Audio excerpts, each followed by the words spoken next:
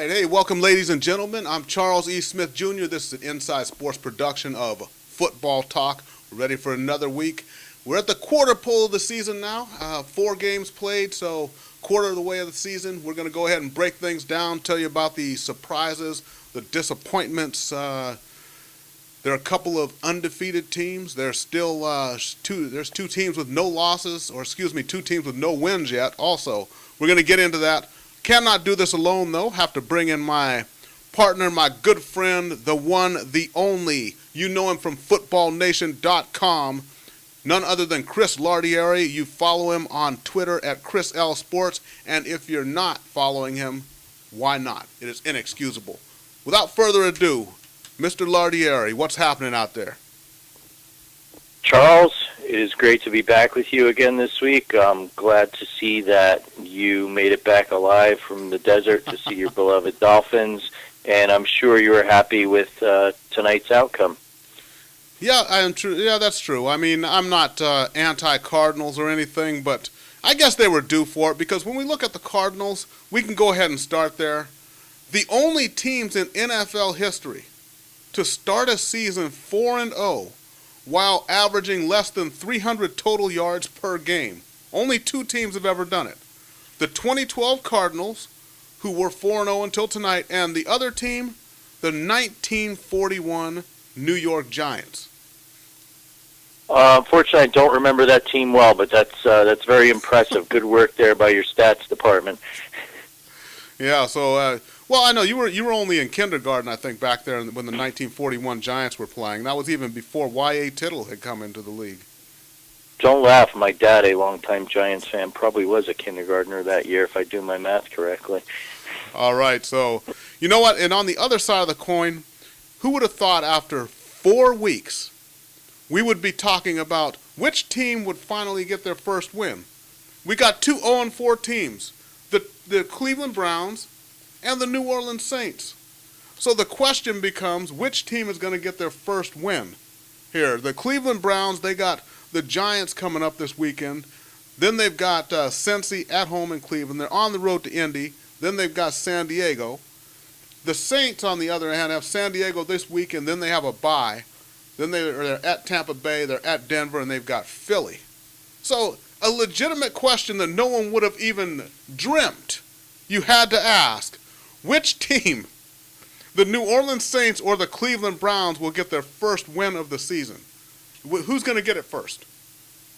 I'm going to stick with the Saints. Now, I don't know if they'll get it this Sunday. The Chargers pose a problem there. But since they're at home, they're on Sunday night. I watched that game against the Packers. Even though the refs helped them out a little, they had their chances to win that game. And mind you, these are the real refs that are now shafting Green Bay, but that's another story. I'll say the Saints, because you know what? Worst case, I think at some point they're going to get back in gear. I mean, their offense is scoring. Their defense has to figure it out. Maybe the fact that Mr. Breeze invited his now banned coach Sean Payton and general manager Mickey Loomis to go to a game, following in the footsteps of Greg Williams attending a couple Rams games here. Maybe that'll bring him some good karma, and they'll get off the proverbial schneid and beat the Bolts this week. But regardless, I don't see the Browns beating the Giants. I think the Giants bounce back after that tough loss in Philly. And, you know, Cincinnati's no pushover. I really think they played a lot of teams tough, and I don't think that's a gimme either. So I think the Browns could go a few extra weeks without winning here. Okay, and you know, we talk about Cleveland has also Indianapolis Colts coming up in their next within their next 4 games. 3 games out are the Indianapolis Colts. But a good time to go ahead and talk about the 2 rookies that came in, the rookie QBs. Andrew Luck right now sitting at 1-2. And then you have RG3 at 2-2, and RG3 really had to win this game this past weekend. He put the team on his shoulders. He's got the Redskins, who are now a little bit injury-riddled, but he's got them in contention. They're 2-2 after 4 games. So, you know, how do you like these 2 rookie QBs and what they're doing for the team so far? I'm impressed with both of them here, a quarter way into the season. After the aforementioned Packers-Saints game, I caught the end of that Buccaneers-Redskins game, and literally, like you said, Griffin carried the team on his back. He doesn't have a ton of weapons. What he's doing is he's running, and while I'm really impressed with the way he ran, especially down the stretch in the 2-minute drill, what worries me is there was a play earlier in the game where he got absolutely hammered in the end zone and fumbled, and it was recovered for a touchdown. What worries me is he just cannot continue to sustain these hits a la Michael Vick. So I think he's going to have to start hanging in the pocket, maybe holding on to the ball a little longer before he decides to run. But regardless, very impressed. And he got Billy Cundiff, was probably minutes away from being on the unemployment line again. Well, put him in a position to be the hero this week. And, even the loss they had against the Rams, he had the team moving until Morgan took that ridiculous 15-yard unsportsmanlike conduct penalty. So he looks like a seasoned veteran. Luck, on the other hand, he's bigger. He looks like your more prototypical NFL passer. I've been impressed with him. The thing with the Colts is they just have little or no weapons. They really don't have any depth. And now with their head coach Pagano going to be out with leukemia, Bruce Arians is now forced to step in as the interim head coach.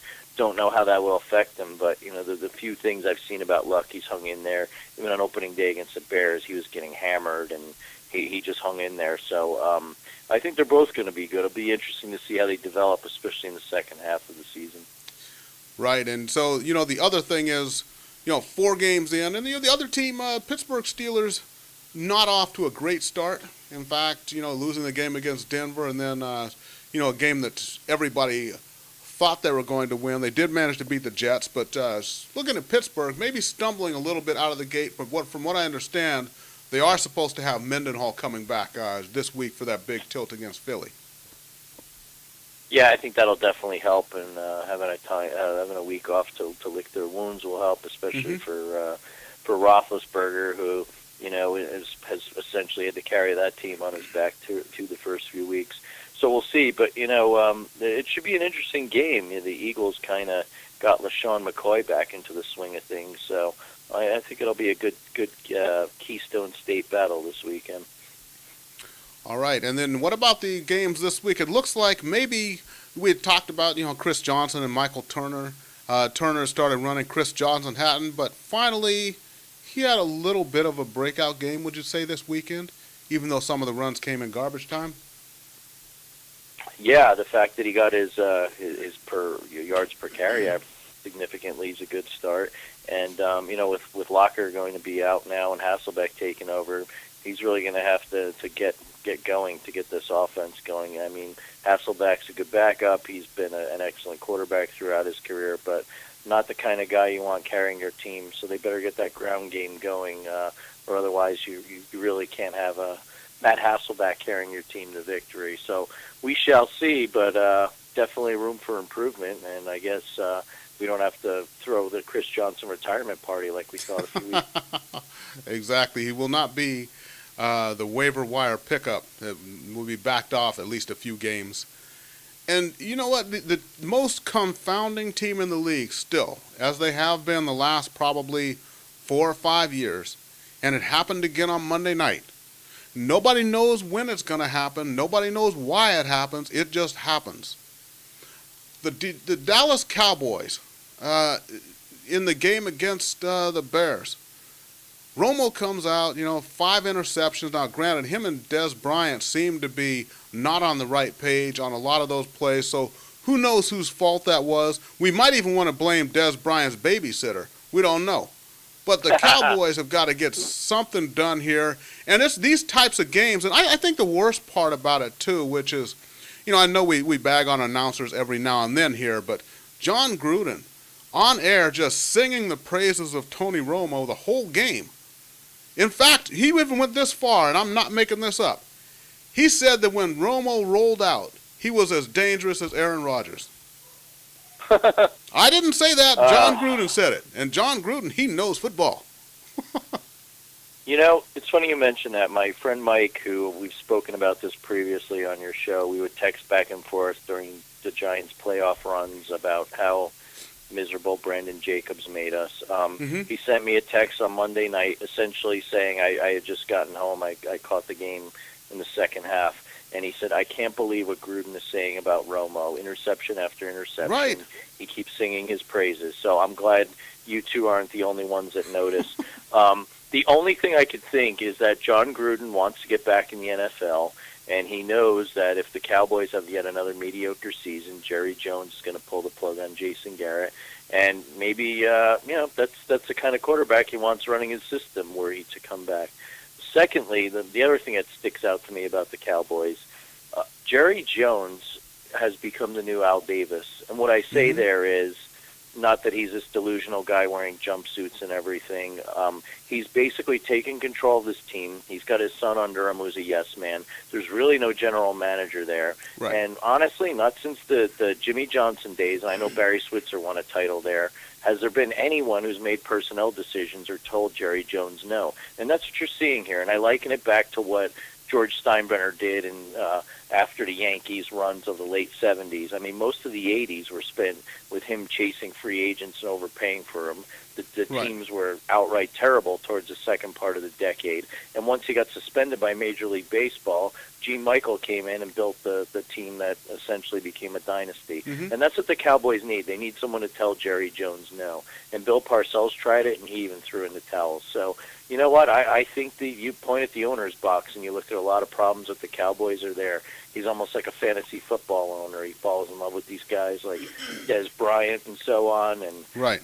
you know what? There's a lot more to building a team based on just how a guy looks in a workout, pure talent. I mean, there's a lot more that goes into it. Not to go Moneyball on you, but Right. those are the two things that really stick out to me about Dallas. And, Romo made some bad throws, granted, 2 pick sixes, but I agree with you. This is the NFL. We're 4 weeks in. You should be on the same page. There wasn't a lockout this year, Des. Exactly. Now, well, and the other thing about Jerry Jones, we talk about Parcells going in there, and his whole issue with Jimmy Johnson, and that is even when Jerry Jones has had good football minds in there, he still wants to make the final decision. So the only thing he can do is just be the owner and the general manager and give himself all those other different kind of titles like Al Davis did, because no matter what football mind you bring in there, he's just going to override it with his own decisions. I mean, he brings in Parcells. If I brought in Parcells to run my team, why would I argue with him? I don't understand that. That's insanity. Oh, I know, and it all goes back to what Parcells said years ago in New England. If they want you to cook, they should at least let you shop for some of the groceries, and that's not happening in Dallas. And, the whole Jimmy Johnson thing, if you remember what made that whole thing go sour was when Emmitt Smith was holding out, and Jimmy Johnson sided with Emmitt Smith because Jerry Jones thought that Troy Aikman was the key to that offense. Everyone who knew anything about football knew that Emmitt Smith was the key to the offense. When Jimmy Johnson came out in support of Emmitt Smith, that was the beginning of the end. Then they got Switzer came in. They won that last championship on fumes, combination of good veteran players just kind of pulling the team together. That and Neil O'Donnell throwing some of the worst interceptions in Super Bowl history got them that last championship. But Jerry Jones, he really capsized the team. And then as he took over, that whole thing from all the Jimmy Johnson draft picks and everything else, it was over. It's been just chaos ever since. Definitely. And to be honest with you, I don't know who would want to go in there and coach. Right. Maybe Gruden sees it as a challenge like Parcells did years ago, but who are you going to get to go in there, really? I know there are a lot of names floating around over the years before Garrett got in there, but I wouldn't want it. It's really like the new Raiders to me. Exactly. And, even the former Cowboys, the Cowboys of the 70s and the Cowboys of those, the 90s teams with the Aikman, Irvin, Emmitt Smith, when they talk about the current Cowboys and they just talk about that thing of them just being soft, when it really comes time to, as they say, earn the money and get it done and get down and dirty, these guys don't want to do it for whatever reason. Yeah, I mean, part of it's probably part of a bigger epidemic in sports in general, where these guys become millionaires and they don't want to put in the time or they don't give their all like they used to, kind of like what we talked about with Chris Johnson the past few weeks. Right. So I'm sure that's part of the problem. But you know what? I mean, you look at a coach like a Bill Belichick, a Tom Coughlin, a Mike Tomlin. These guys have not put up with it. They don't care. You think Tom Brady slacking around Bill Belichick? I mean, do you think Eli Manning, Ben Roethlisberger, any of those guys? I still see them playing to win. So it's got to start from the top down too. Yeah, absolutely. So, let's go ahead and we'll get into the segment here, the second half of the show coming up here on Football Talk, which is an Inside Sports production. Charles E. Smith Jr., Chris Lardieri of FootballNation.com. We've been making picks of a few key games every week, and the standings after Week 4, we're both batting 500. I'm 10-10, and Chris Lardieri is 10-10. So we're going to get down to the picks segment here in just a moment. Now, Chris, you started off with a big lead there the first week, but this past week was a little bit disastrous for you, man. Yeah, it was atrocious. Capped off with icing on the cake by the aforementioned Dallas Cowboys. And like I said to you in our little pre-production meeting this evening, this is why I don't bet on football. When I go to Vegas, I sit there, I look at the board, my eyes light up, and then my head gets the better of me, and I don't. And Vegas would love me because I'd go a solid 500, and they'd still make their 10% on the VIG. So this is why it's only for entertainment purposes only. Exactly. Well, as I've said, I do when I go to Vegas, I like to throw down the parlay bets. Pick 4 teams, and maybe it's going to pay off like 12-1 or something like that. But to be honest, I have never even made it to the 1 o'clock games. When I pick a 4-team parlay, I have always been killed in the morning. It's just terrible. But that's why I only bet just a little bit, and like you said, only just for fun. That's right. Okay, well, let's go ahead and get right into it. Okay, here we go. Let's go ahead and take the undefeated team. Let's start with the Atlanta Falcons. We know they're not going to go 16-0, so they have to lose at some point. Only question is this the week? Atlanta Falcons at Washington. Falcons' defense has not been overwhelming as of late. And they're in Washington, out there against the elements in muggy D.C. RG3 is cranking, but, the Redskins have got problems of their own. Do you think potential upset here? How do you see that? Atlanta going from the friendly confines of the Georgia Dome to D.C.?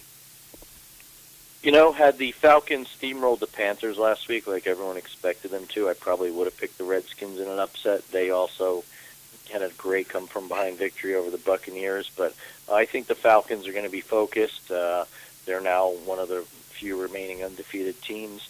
I think they'll keep this train rolling. It'll probably be a good game back and forth, not a heck of a lot of defense, but I'm going to stick with Matty Ice. Okay, well, I'll say this. With a developing team like Washington, I think there's a potential here for an upset. Washington being at home, they're at 2-2. This is a tipping point game. This will put them over 500. But I don't think that RG3 in particular and this team is quite developed to the point where they can really take advantage of something like this. I think it'll show a lot about the Redskins and how they play this game. So as long as they don't allow Atlanta to go in there and really overwhelm them, I think we're going to learn a lot about what type of makeup this team really has because of this game. But I do also pick Atlanta to win this game as well because Atlanta I think they have too much for the Washington Redskins defense. I mean, with Roddy White, with Julio Jones, with Tony Gonzalez, with Michael Turner. And it is the regular season, so we know that Matty Ice is normally very good in the regular season. I don't see the Falcons losing this game either, so we got to go ahead and agree on that one. We'll both take the Falcons. I like it. All right. Well, let's talk a little bit of AFC here. Denver Broncos, 2-2. New England Patriots, 2-2. New England, remember they lost at home to the Arizona Cardinals, much to everyone's dismay, at least everyone in the New England area. Denver, they fought to 2-2, had a couple of tough games. There they are into New England, Peyton Manning against Tom Brady, albeit one of them in a different uniform, but reunited, and it feels so good. Going with the Patriots at home, two reasons. One, they just seem to have Peyton Manning's number in Foxborough. And number two, while the Broncos looked impressive last week, it was against the Raiders, who have one of the most porous defenses I've seen in a long time in the NFL.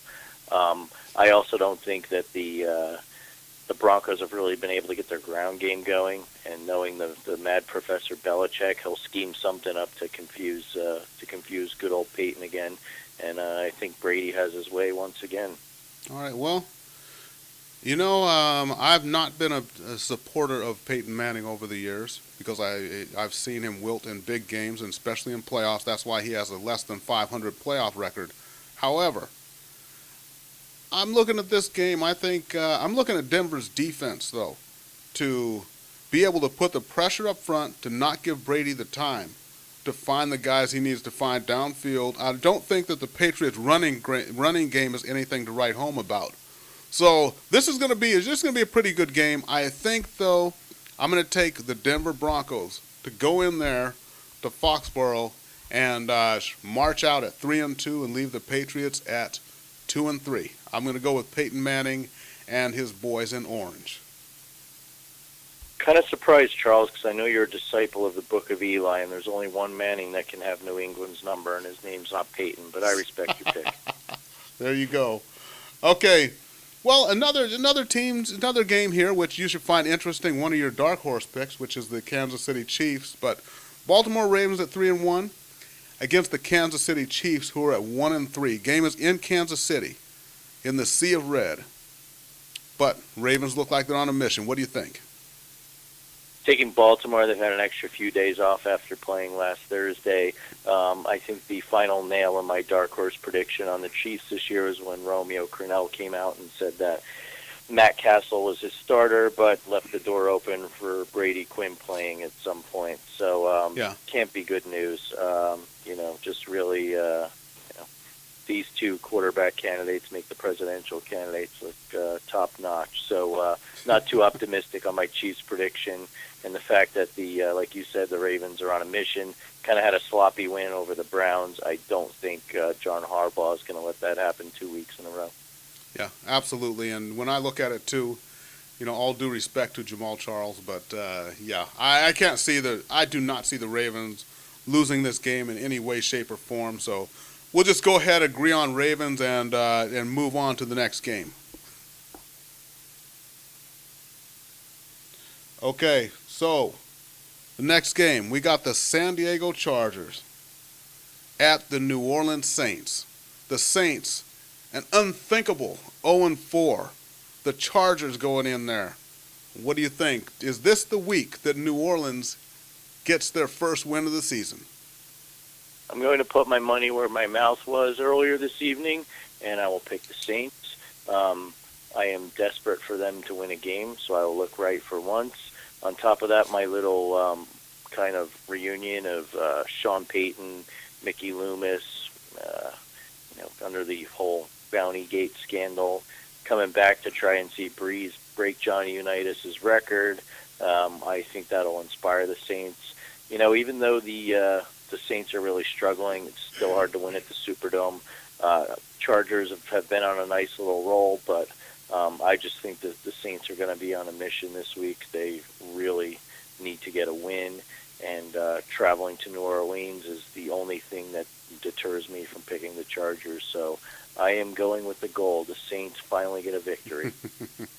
Okay, well, excuse me, a lot of some good valid points there, obviously. Well, what was the deal with Sean Payton? Now, wasn't he supposed to not have any contact with anyone in football or something like that when that suspension was first handed down?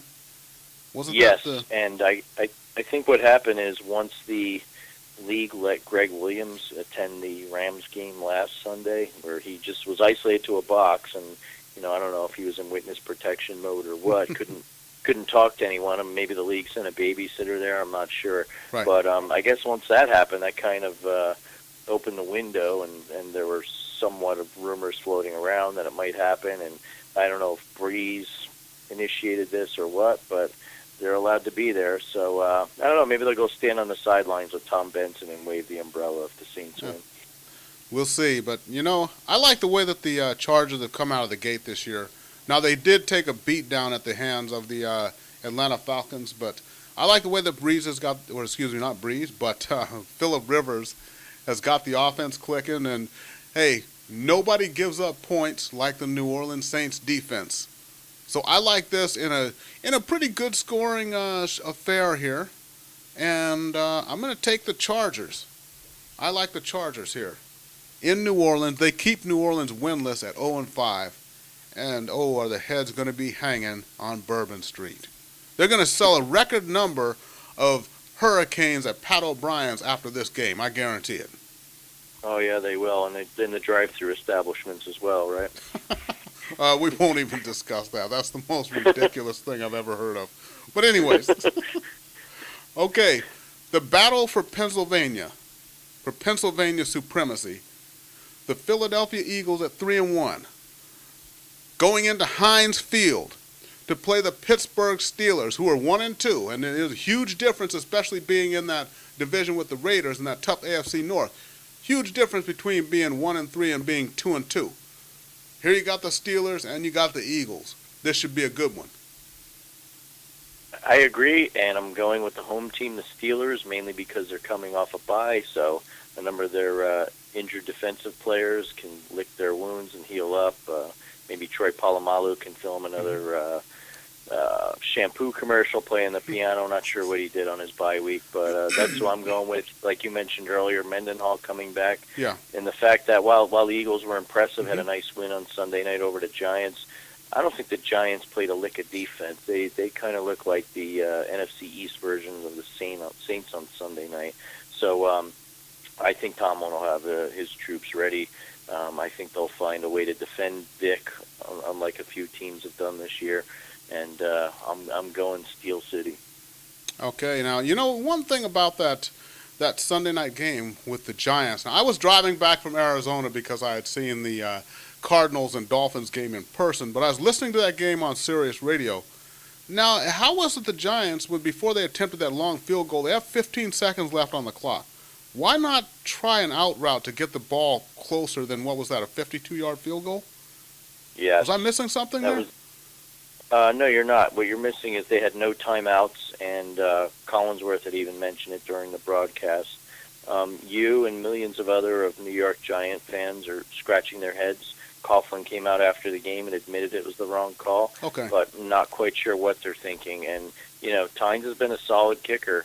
He just does not have that 50-plus range. So confounding to me. I mean, some of the other play calls leading down to that were questionable. Seemed like they kept throwing a lot of balls up to get try and lure the Eagles into pass interference calls. And while it worked on the throw right before that, Barden got nailed for an offensive pass interference. Could have gone either way, but set up for the field goal. I saw Robert Griffin do it. I know Eli can do it. Just poor play calling. I really don't have an answer for you. Well, I guess it happens, even with someone like Coughlin. And the fact that he went ahead and admitted it, hey, that's just one of those things. So, you know what? The Monday night game looked to be a big matchup when everything started, maybe when the schedule was drawn up. But Houston and the New York Jets, do we even bother picking this game, or is it just so obviously a gimme for the Houston Texans? Well, I could use all the wins I can get, so I'll go out on a limb and pick the Texans. All right. Well, I would pick the Texans also. So we'll go ahead and put that on here just to, hey, you know what? The big boys, they pick all the games, so they get to pad the stats. We normally only pick the tougher games of the schedule. That's why, we got a 500 record here. We're actually picking the bigger games on the schedule every week. We don't play any pity-pat here. So we'll go ahead and throw ourselves a bone here and say that the Houston Texans are going to beat the other franchise, which is the New York Jets, who are in turmoil, not knowing who is going to be their quarterback from week to week. And now Santonio Holmes is out maybe for the season. Darrelle Revis already out on defense for the whole season. But you know what? Let's go ahead and pick the Houston Texans and get at least one victory under our belts here this week. I'll take it. We'll take this. In fact, for all of you who may gamble for matchsticks or something like that, something other than money, this is my stone cold lock of the week. I think the Texans are a 9-point favorite. Go ahead, take the Texans, give the points, and clean up. Go ahead and mortgage your house, take out a home equity loan, do whatever you need to do. Take out one of those payday loans and put it on the game if you need to. But this is money in the bank right here. Put your money on the Texans. Just so you know, I don't know if anyone can see it, we just put a 15,000-word disclosure across the screen in .2 font, so read it before you wager accordingly. Exactly. But if for some reason the Texans do lose that game or don't cover the spread, I am not liable for anything, so do not come to me saying, hey, where's my money? So, hey. That's right, for entertainment purposes only, people. Yeah. Gambling is taking a chance. That's why they call it a gamble? Yes. That's all right. right. We're having too much fun. Smart, if you're smart, you call it fantasy and then put a football after it, and it's just a glorified version of gambling. Exactamundo. All right. So, you know what? We're out of time, and we're also starting to have a little too much fun here. So, Mr. Lardieri, footballnation.com is where they can find you. They can follow you on Twitter at Chris L. Sports. And what's the latest over there on footballnation.com and your columns? This week's column is one of my all-time favorite topics, the New York Jets. Title is It's Decision Time for Jets, Mark Sanchez or Tim Tebow. Hit on a lot of the things we had talked about earlier. As much as I love to take shots at Rex Ryan, I don't really fault him for this. I think the guy who blamed should be squarely appointed is Mike Tannenbaum. He put this team together. He's created this fiasco with Tebow and Sanchez. Now that Holmes is out, I mean, he was really their only viable weapon. You bring in Tony Sperano as offensive coordinator to run this ground and pound or some derivative of the Wildcat on top of it when you really don't have the personnel to do it. I really think that he deserves the blame for this. We all thought it was going to be a fiasco, and now it's here. And if the Jets get lit up on Monday night, John Gruden may actually have to say something negative about a professional quarterback, and we could see Tebow, because at this point the Jets start sputtering. What do they really have to lose? Yeah, that's true. Absolutely true. So everybody will get to footballnation.com and read Chris Lardieri's latest column. Follow him at Chris L. Sports on Twitter. Follow me at The Inside Sports. And everybody remember, every single week right here on Ustream.tv, Football Talk with yours truly, Charles E. Smith Jr., and my good friend Chris Lardieri. So for both of us, thanks for joining us, and we'll see everybody next week right here on Inside Sports. This has been Football Talk. Thanks for joining us.